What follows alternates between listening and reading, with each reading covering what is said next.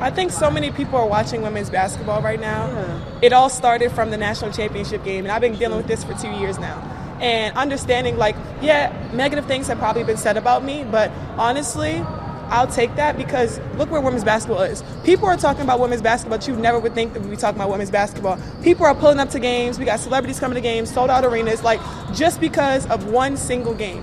And just looking at that, like, I'll take that role. I'll take the bad guy role, and I'll continue to take that on and be that for my teammates. And if I want to be that, and I know I'll go down in history, I'll look back in 20 years and be like, yeah, the reason why we watching women's basketball is not just because of one person. It's because of me, too, and I want y'all to realize that. Because, like I keep saying, they understand that Caitlin Clark is the biggest draw in sports right now. They are panicking. They are panicking and don't know what to do. What if the biggest rivalry in sports right now isn't just about winning games, but about who gets to write history? For years, the world of basketball was dominated by familiar names and narratives. Then, two forces of nature emerged, bringing with them a storm of talent, tension, and unfiltered drama that has completely reshaped the landscape. Caitlin Clark, the generational shooter with ice in her veins, and Angel Reese, the unapologetic powerhouse with a flair for the dramatic.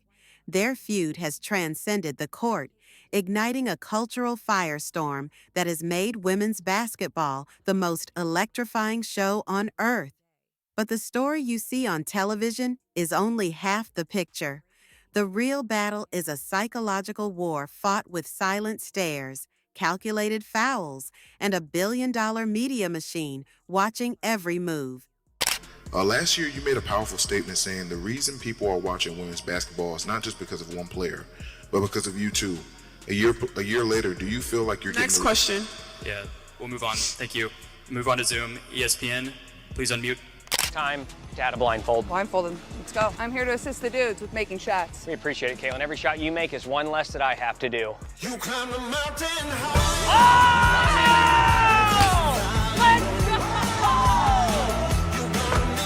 Who needs to see? Let's go! We are now a three-pointers distance behind the goal. We'll call it the -3. Here we go, Caitlin. Come on. Come on. That'll work.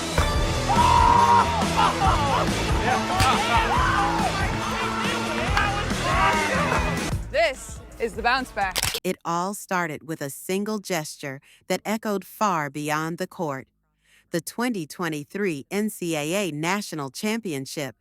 The stakes couldn't have been higher, and the national spotlight was blinding. In the final moments of LSU's victory over Iowa, Angel Reese walked over to Caitlin Clark and delivered the taunt that would ignite a feud for the ages. She waved her hand in front of her face, the iconic "you can't see me" gesture, and then pointed to her ring finger. It wasn't just a celebration. It was a personal declaration, a moment of dominance aimed directly at her defeated rival. The internet exploded. Some called it classless. Others called it competitive fire. But whatever you called it, it was personal. In that moment, a basketball game turned into a story with a hero and a villain, and millions of people were instantly hooked. But revenge is a dish best served cold, and the next chapter was already being written. So anybody with a connected brainstem knows that Caitlin Clark is far better of a basketball player and has made such a tremendous impact in a greater number, more so than Angel Reese. Everybody knows that. Her college career was better. The stadium sales, the NFL, the WNBA popularity has gone up because Caitlin Clark. Well, I love the shit. You know what I mean? I love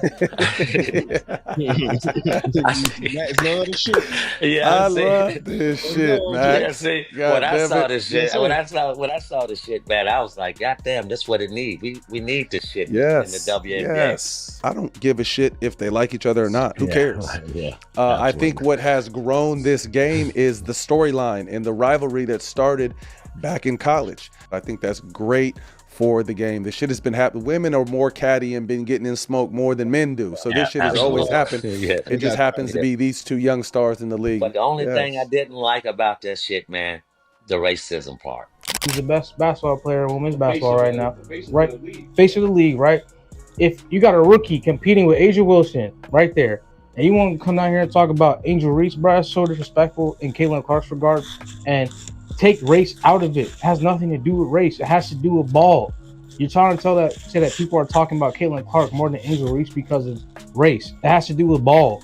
I'm watching Caitlin Clark before I watch Angel Reese. I'm saying that as a black man. And I know other black men that will say the same thing. That's all I gotta say. A year later, the tables had turned. The 2024 Elite Eight was more than a rematch. It was a reckoning.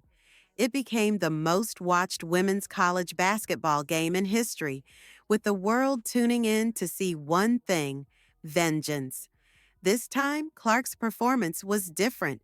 There was no panic, no frantic energy. It was a cold, calculated destruction. She didn't taunt back or engage in theatrics. She simply played with a surgical precision that left LSU completely dismantled. She dropped threes from deep space, dissecting their defense with a quiet intensity that was far more terrifying than any verbal jab. The power had officially shifted. As the final buzzer sounded on Iowa's victory, Clark didn't celebrate with grand gestures. She had made her point in silence. Their college duel was over, but their move to the professional stage would turn this personal rivalry into a league-wide war. Cheryl, do you agree with both Clark and Reese saying this was a basketball play, or was this flagrant foul bigger than that? For those of you who are not stuck on stupid and convinced to be racist every day of your life, the reason that they are very different is because Caitlin Clark is more mature. Caitlin Clark has decorum, professionalism. She plays hard. She works hard. She shoots well. She can shoot. She can dribble. She can pass. And she is a game time player. Angel Reese is one-dimensional, and I don't know if that dimension is that good. I'm being honest. She's only a big, you call it a big man. She only really active in the paint. She ain't shooting threes. Their entry into the WNBA was like a lightning strike. Suddenly, a league that had fought for attention was the center of the sports universe. Ticket prices skyrocketed. Arenas sold out in minutes. Media coverage reached a fever pitch, and it all revolved around two rookies, Caitlin Clark and Angel Reese. But with the new spotlight came a new, more sinister narrative. The league's veterans, it seemed, were not rolling out the red carpet. Clark was met with a level of physicality that felt less like a welcome and more like a warning. She was bodied, pushed, and hit with fouls that looked more like messages than basketball plays. The question began to bubble up online and on sports talk shows. Was she being targeted? And then a moment happened that poured gasoline on the fire, and it didn't even involve Angel Reese directly touching the ball.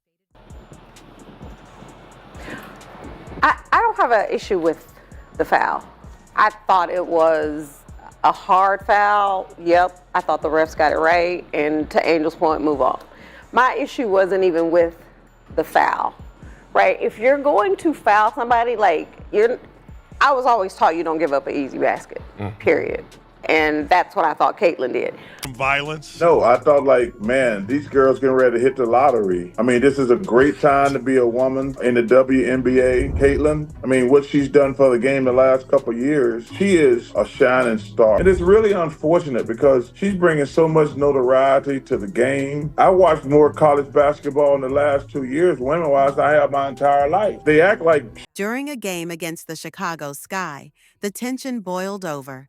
Clark was waiting for an inbound pass when Reese's teammate, Chennedy Carter, delivered a brutal, blindsided hip check.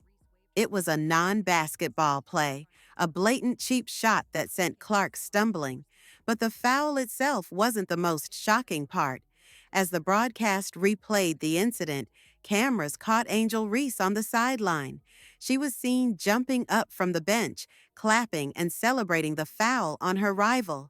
The footage went viral in an instant. For many, this was the smoking gun. It confirmed that the animosity was not just a media creation, it was real, and Reese appeared to be at the center of it, leading the charge against the league's new phenom. But the proxy war would soon become a direct confrontation, and it was about to get even more personal. One word to describe Caitlin Clark. amazing, a beast. She is the truth. She's the truth, and she was a rookie. Knock down the three-pointer, get to the rim. She can get to the free throw line. She's crafty. Yeah, very crafty. Crafty, so sometimes she look like she's coming off for a three-point shot and she backdoors you for a layup. She gets her teammates involved. She can pass, she can shoot. Man, she is the complete basketball player. And you know what I want to see? You know, so many people talked about Sabrina and Steph, you know, with that three-point shooting contest. You know what I want to see in the WNBA All-Star game? I want to see Sabrina Ionescu shoot. The next time their teams met, the world was watching for one thing, a direct clash, and they got it.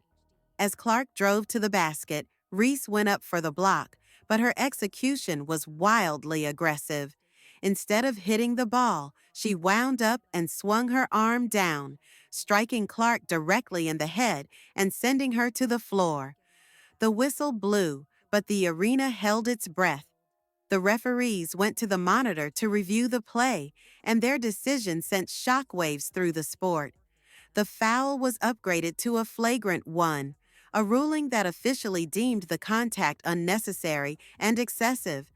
This was no longer just a rivalry. It was a flashpoint for every sensitive debate surrounding them. Commentators argued over everything. Was it jealousy? Was it race? Was it just a welcome to the league moment gone too far? The foul became a Rorschach test for sports fans everywhere. While the court action was explosive, the battle of public perception was just as intense, fought with two very different strategies. Angel Reese is the Hawk Tua of the WNBA. She made a ridiculous statement in an interview. It went viral. She took advantage of it, made a podcast. She realizes that she's never going to be as good as Caitlin Clark, but if she plays the villain, she'll always stay relevant.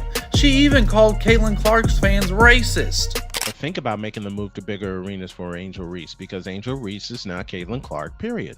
In terms of a basketball player, in terms of a personality, in terms of everything. This is a basketball play, and people just aren't used to it. So too many people are precious and pandering and projecting, and they're polarizing. And Angel Reese got the best of Caitlin junior year of college. Then Caitlin got the best of Angel senior year of college.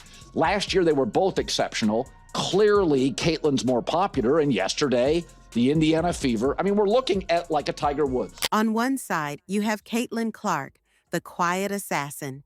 She rarely, if ever, engages with the drama. She keeps her head down, her answers to the media brief, and lets her historic, record-shattering play do all the talking for her. Her silence is its own form of power, a refusal to be drawn into the mud.